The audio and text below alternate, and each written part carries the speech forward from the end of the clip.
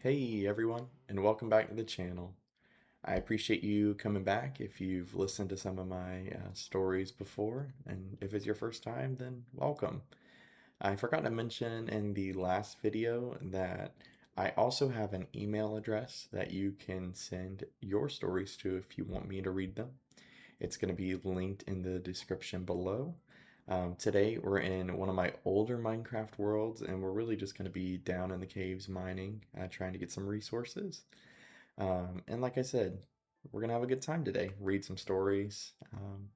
If there's anything that I can do to improve my videos, let me know. I got a microphone, so hopefully the audio quality is a little better than my previous videos. And like I said, if you enjoyed the videos, leave a like, leave a comment, and subscribe if you'd like. It'd go a long way, and I really appreciate it. All right, so let's go ahead and dive into the first story. It's going to be my boss humiliated me every week until I became his biggest client. My boss, Darren, liked control. Not the normal manager wants deadlines met kind of control, the humiliating kind. Every Monday morning, meetings started the same way. He'd walk in late, toss his bag on the table, and say, "All right, let's see who survived the weekend without screwing anything up." Then he'd go person by person, public feedback, no filter, no privacy. If you messed up an email, he'd read it out loud. If you missed a number, he'd project it on the screen like it was a crime scene. And if you didn't mess anything up, he'd find something anyway. I worked in sales. I wasn't the worst on the team, but I wasn't his favorite either. The title belonged to whoever flattered him last. So I stayed quiet, I did my job, and I took it. Until he started targeting me specifically. It started small, maybe try using fewer words when you talk to clients. It sounds desperate. Then, "I don't think you're cut out for enterprise accounts. Let's keep you on the small clients." Then came the moment that changed everything. He printed my quarterly report, held it up in front of everyone, and said, "This is what happens when you try harder than your ability allows." The room laughed. I didn't. But something in me shifted. Not anger, clarity. Because I realized something sitting there. Darren didn't actually know who I was outside that room. None of them did. And that meant there was space, blind spots he wasn't seeing. I stopped reacting after that day. I just observed. And that's when I noticed something important. Darren wasn't actually good at his job. He was just loud. He relied on intimidation, not strategy. And worse, he didn't understand half the clients he managed, especially the enterprise accounts, the ones he gave me. The ones he thought I was barely capable of handling. One of those accounts was a logistics company called Northbridge Solutions. They were small on paper, but their contracts were messy, multi layered, regional, constantly shifting. Darren had been losing them slowly for months. He just didn't realize it yet, because he never read past the summaries. So I started doing something quiet. I started talking to them, not selling, listening. And what I found was interesting. They weren't happy with our product. They weren't happy with Darren's team ignoring their customers' needs. So I did something I technically wasn't supposed to do. I built them a workaround. No approval, no meeting, just me and their operations manager on late night calls fixing problems Darren didn't even know existed. Within 6 weeks, their contract performance improved by 18%, then by 25%. Then they asked for something bigger, a full enterprise expansion proposal worth millions of dollars. I sent it up the chain. Darren rejected it in under an hour. His feedback: "This client doesn't understand scale. Decline." That was his mistake, because the client didn't go through him. They went above him, directly to corporate procurement. And they asked a simple question: "Who is managing our account? Because we'd like to increase our partnership, but only if it stays with the person who actually understands our needs." They named me. Not Darren, me. I didn't even know how I got a calendar invite until it was titled Expansion Negotiation, Northbridge Solutions, and Executive Team. Darren walked into my cubicle that morning smiling. He looked too happy, like he already knew something I didn't. "Big day today," he said. "Try not to mess it up. This is my account, remember?" I nodded, didn't argue, didn't correct him. At the meeting, everything changed. The procurement director started speaking. "I want to start by clarifying something." She looked at Darren. We will only continue this expansion if the account is transferred to the current operational lead we've been working with. She turned slightly and looked at me. Darren laughed like it was a joke, but no one else laughed. Silence stretched. Then he said, I think there's been a misunderstanding. He's just handling support tasks. The director didn't blink. Respectfully, that's not accurate. She opened her folder and started reading. Specific improvements I had implemented, specific issues I had solved, specific revenue increases tied directly to my work. Darren's smile disappeared slowly, like someone turning off a light. Then she said with the final line, we will not proceed under his management, meaning him, not me, him. The room went silent, and for the first time in years, Darren didn't speak. Not immediately. When he finally did, it wasn't to argue, it was to ask, how long has this been happening? No one answered him, because no one needed to. The truth was sitting across from him. After the meeting, I thought it was over. It wasn't. Darren called me into his office, he closed the door, sat down, and just stared at me for a long time. Then he said something I didn't expect. I didn't think you had it in you. Not anger, not blame, almost confusion. Like he couldn't reconcile the version of me he built with the reality in front of him. Then he leaned back and said, you realize you can't stay here now, right? I didn't respond. He continued, people like you don't survive environments like this after incidents.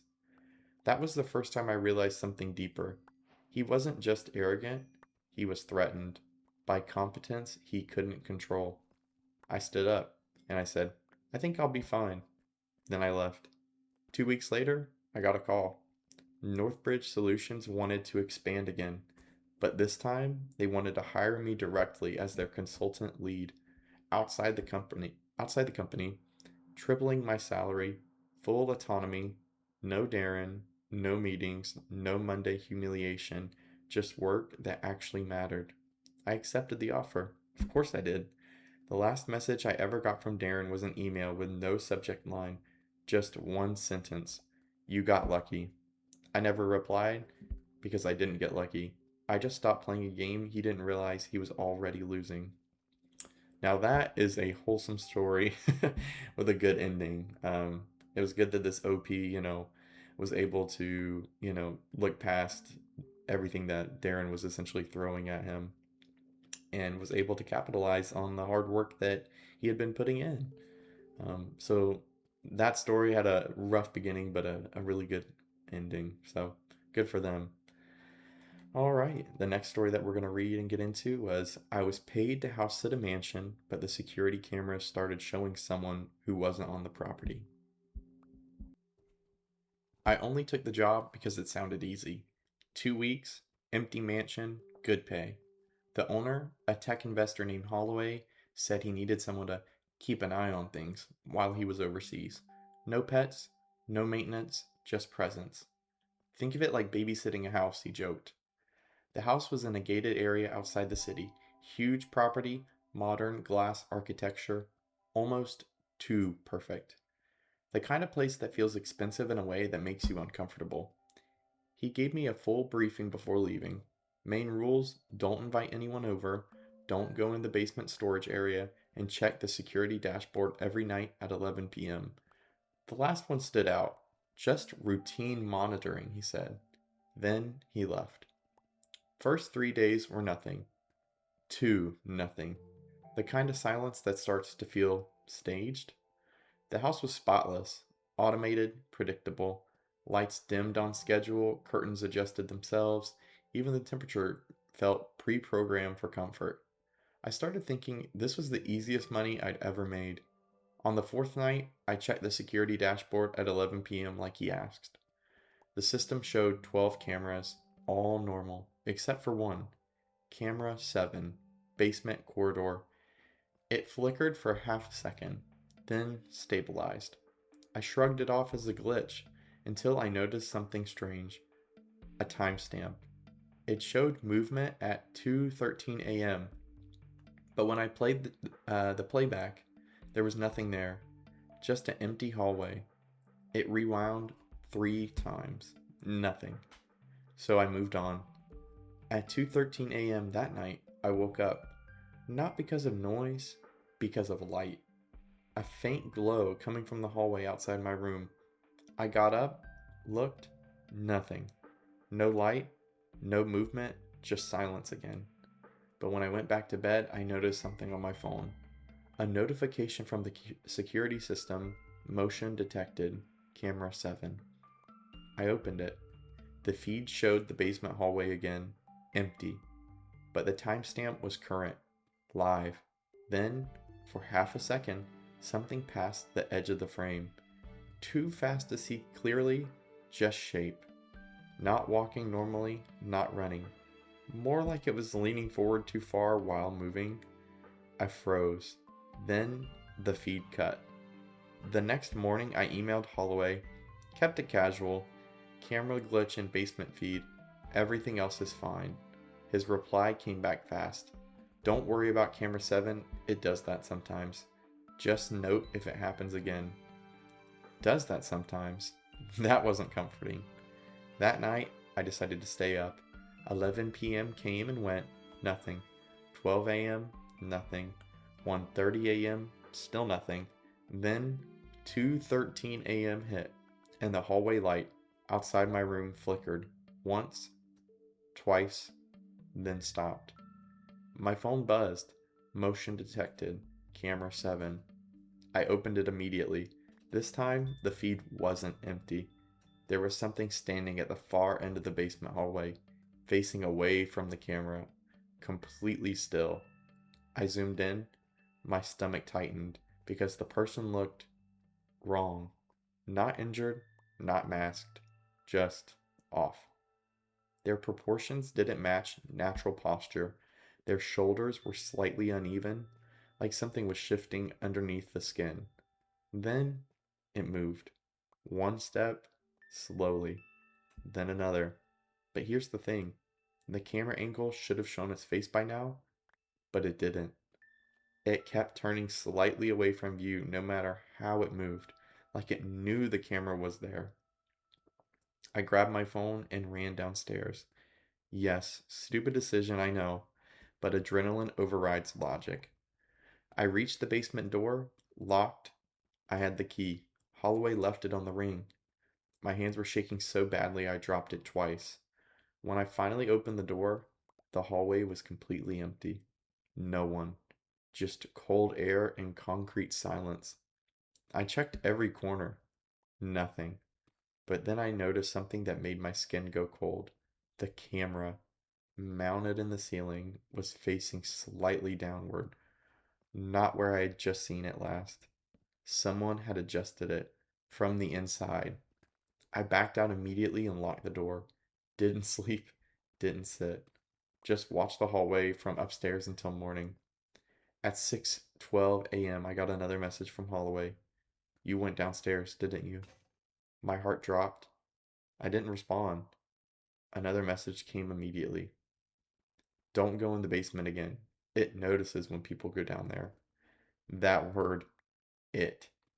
I typed back, what is in your house? There was a long pause, almost 5 minutes.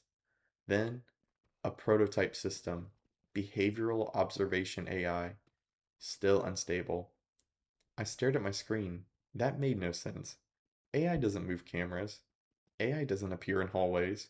Then the final message came, and I wish it hadn't. If you saw it directly, it means it's adapting faster than expected. I packed my bags immediately.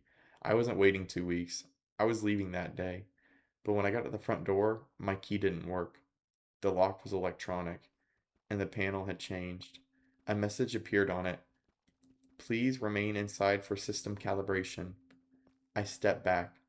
The house speakers turned on. Not loud, just calm, almost polite. A voice said, guest behavior deviation detected. Then, please return to designated area. I ran. I don't even know why. Instinct. I went upstairs, grabbed my bag, and locked myself in the bathroom. My phone buzzed again. Another security alert. But this time it wasn't camera 7. It was every camera, all at once. Every feed showed the same thing: me, walking, standing, running, from angles that didn't exist. Then one feed showed something behind me, standing in the hallway outside the bathroom, still, watching. The message from the system appeared again: "You are not the owner." Then, "You are being evaluated." A knock came at the bathroom door.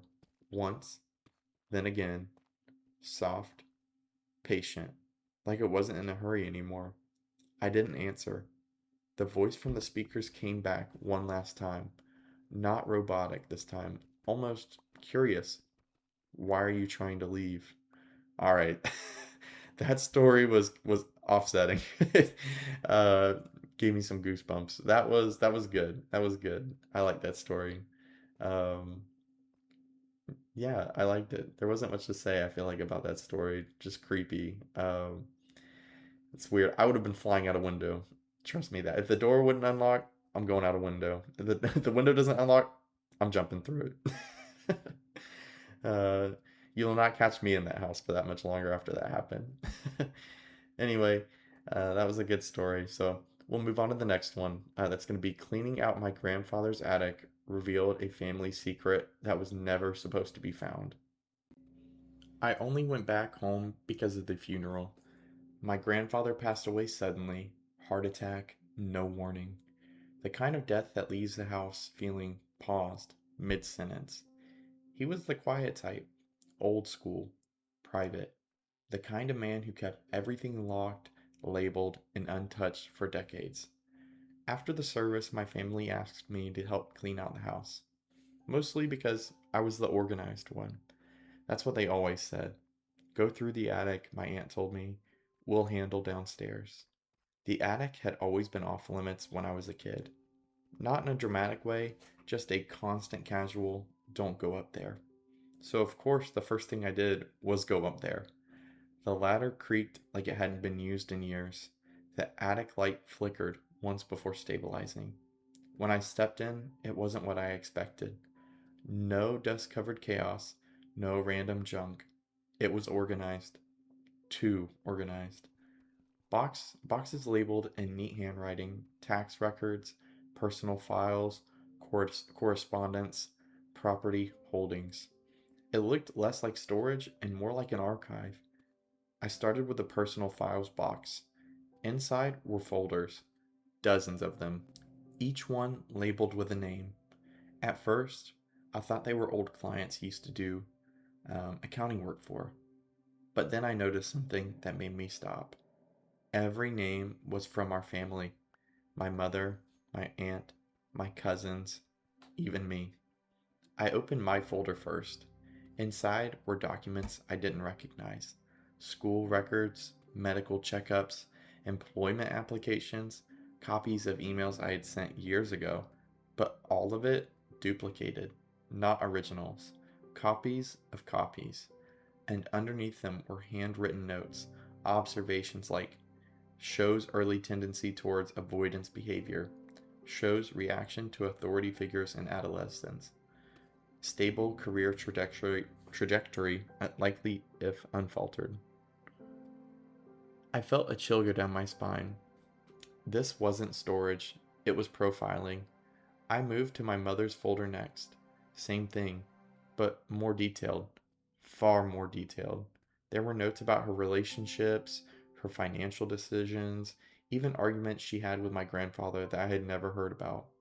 Then I found something that didn't make sense: a section labeled Intervention Log. I opened it. The first entry was dated 27 years ago. It said, "Subject deviation detected, emotional instability increasing, recommend corrective influence." Corrective influence? I didn't like that wording. I kept reading. Over the years, the entries tracked decisions in our family: who moved where, who got jobs, who broke up with who. And next to certain events were notes like "outcome successful," "requires recalibration," or "intervention failed." My hands started shaking because it looked like my grandfather wasn't just documenting our family, he was steering it, shaping it.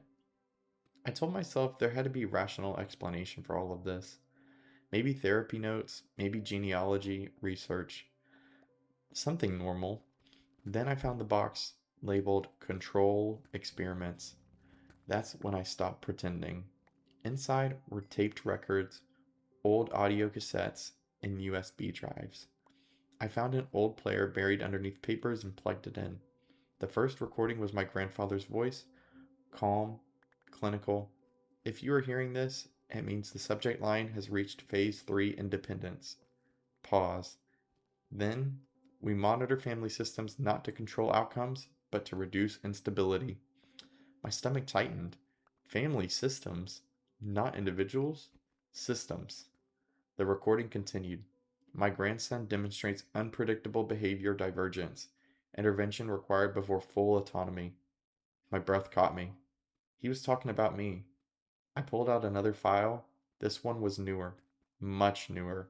A printout from last year. It had my name on it and a timeline, a predicted timeline. Events like job promotion, relocation, relationship stabilization, and next to each one, probability adjusted through environmental suggestion. Environmental suggestion? That sounded like manipulation, not observation. Manipulation. Then I found something that made everything collapse. A document titled Subject Succession Plan. It listed names: my mother, my aunt, me, and one more category: Next Observer Candidate. Under it was a note: upon termination of primary observer, designate successor to maintain system continuity. I didn't understand what that meant yet, but I would, because behind me, the attic door creaked. I turned around slowly. My mother was standing there, looking at the boxes and then at me. Then she said something I'll never forget. So you finally found it. I asked her what it was. She sighed, not surprised, not panicked, just tired. Then said, your grandfather didn't believe families grow on their own. She stepped into the attic. Not properly, anyway. I asked her if any of this was real, the notes, the recordings, the planning. She nodded. All of it. My mind went blank. She continued, he called it stewardship. I laughed because it came out wrong. Stewardship of what? She looked at me. Us. That was the moment everything stopped feeling like a mystery and started feeling like something I had been inside my entire life without knowing. She walked over the box labeled with my name, opened it, and pulled out a final document, dated 2 weeks ago, signed by him. It read, Transition of observation role approved. I looked at her. What does that mean? She hesitated, then said, it means it's your turn to decide how the story continues. Okay, that's a crazy story. If I found out that my grandfather was observing all of us all the time, every little email, every little relationship, first off, that would be crazy. Second off, I wouldn't be like, obviously, I didn't know who this guy was. So that is a really, really crazy story. Um, but yeah, that was a good story overall. Alrighty, guys, I'm gonna try to squeeze one more story in for this video, and it is titled, I worked night security in an empty office building until one door started opening at 3 a.m. every night. Oh, heck no. I can already tell you, I'd be out. First night that happened, I'm out. Anyway, let's get to the story. I took the job because it was quiet. Night security at a corporate office building, easy money, no real interaction. Or so I thought. The building was mostly empty after 7 p.m., lights off, elevators locked, entire floors dead silent. My shift ran from 11 p.m. to 7 a.m. First week was normal. Second week, slightly off. Small things, a chair not where I left it, a printer turned on overnight, a sticky note on a monitor that I didn't recognize. Then came 3:17 a.m. every night. Exactly 3:17. The same alarm on my log system went off. Restricted door access attempted, floor 6, east wing. I checked it the first time. Nothing was wrong, door locked, no signs of forced entry, so I ignored it. But it kept happening. Every single night, same time, same door, same alert, On the fifth night, I told myself, I just want to verify the system. That's all. Floor 6 was much colder than the others. Not physically colder, just wrong. Like the air was less used. The hallway lights flickered in a pattern that didn't feel random. When I reached the east wing door, I checked the lock. Secure. No damage. I stood there for a minute. Nothing happened, so I turned around. And that's when the system beeped again. 3:17 a.m. Exactly. But I was standing right there. No one else was on the floor. Then the door clicked. I froze. Slowly turned back. The handle wasn't moving, but the lock light had changed from red to green. Oh, heck no. I'd be out. Anyway, back to the story. I didn't open it. I swear I didn't. But it opened anyway. Slowly. From the inside, the room beyond was dark. No lights, no movement. Just a long, empty office space with desks still arranged like people had just left them. Too neat, too recent. I stepped forward 1 inch, then my radio crackled. But I hadn't pressed anything. A voice came through. Not the building channel, not emergency services, just a voice. Why are you always late? I backed away immediately. The door stayed open. The hallway lights behind me flickered. Then they went out, one by one, like something walking away from me in reverse. I ran, didn't stop until I reached the security desk. I checked the logs. Nothing unusual recorded. No door opening, no audio, nothing, except my own camera feed. It showed me standing outside the door, but I wasn't alone. There was someone standing behind me. Close. Too close. When I rewound the footage, frame by frame, there was nothing there, except me, and the door slowly opening from both sides at once. Alright. First off, I would have checked that the first time and been like, okay, that's weird. Um, and if I would have won again and heard that thing beep, I would have been out. I would I would have been out before any of the lights could have started flickering or turning on and off. The OP was standing there just letting this stuff happen. No, me, I would have already been out. That was a good story. That was a really good story. But all right, guys, I think that's going to do it for me today with the Reddit stories. I really appreciate you tuning in.